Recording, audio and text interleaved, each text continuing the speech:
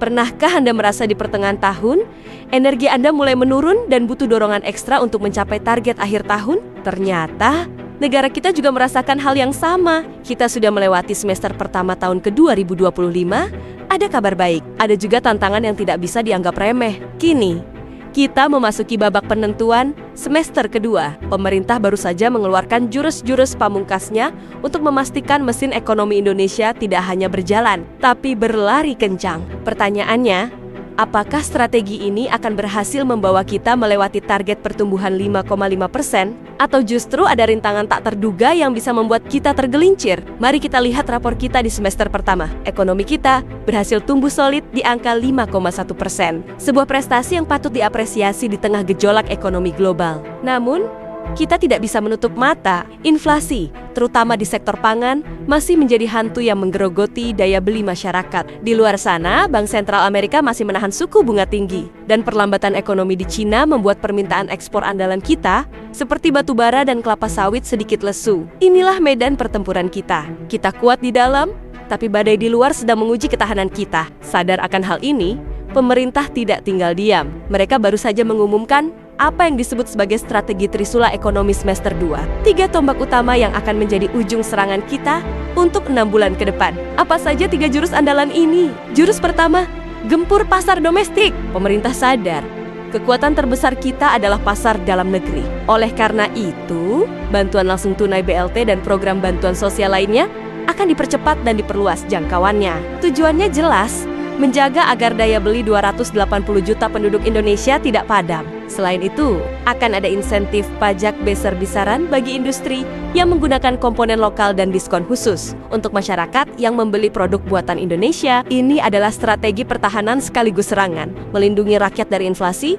sambil menghidupkan pabrik-pabrik di dalam negeri. Jurus kedua, karpet merah untuk investasi dan ekspor bernilai tinggi. Era ekspor bahan mentah akan segera berakhir. Pemerintah akan mempermudah dan mempercepat izin untuk investasi di sektor hilirisasi, terutama nikel untuk baterai mobil listrik dan bauksit untuk aluminium. Targetnya adalah mengubah ekspor kita dari batu bara menjadi baterai. Di saat yang sama, tim promosi investasi akan dikirim ke negara tuan rumah baru yang ekonominya sedang naik, seperti India, Timur Tengah, dan Afrika, untuk mencari pasar ekspor alternatif selain Cina dan Amerika. Jurus ketiga, akselerasi ekonomi hijau dan digital. Ini adalah jurus masa depan. Pemerintah akan memberikan subsidi besar untuk pembelian motor dan mobil listrik. Aturan mengenai perdagangan karbon akan segera diselesaikan untuk menarik investasi dari perusahaan-perusahaan global yang peduli lingkungan. Di sisi digital, proyek Palaparing integrasi untuk pemerataan internet di seluruh pelosok akan dikebut, membuka jalan bagi UMKM di desa untuk go digital.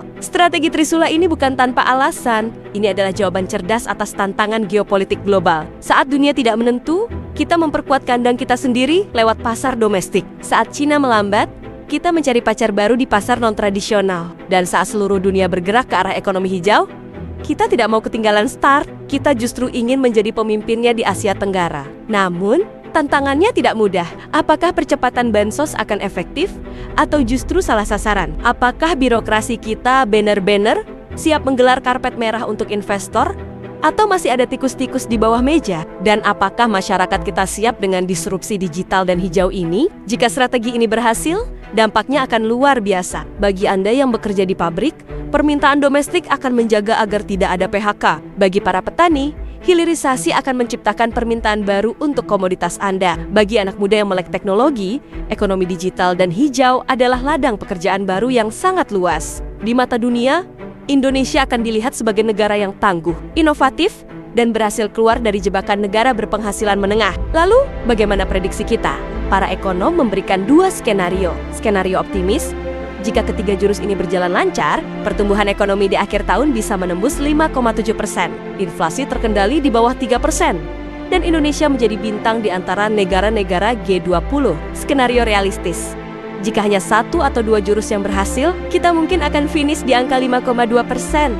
Sebuah hasil yang baik, tapi belum cukup untuk melakukan lompatan besar. Kunci keberhasilannya ada 3.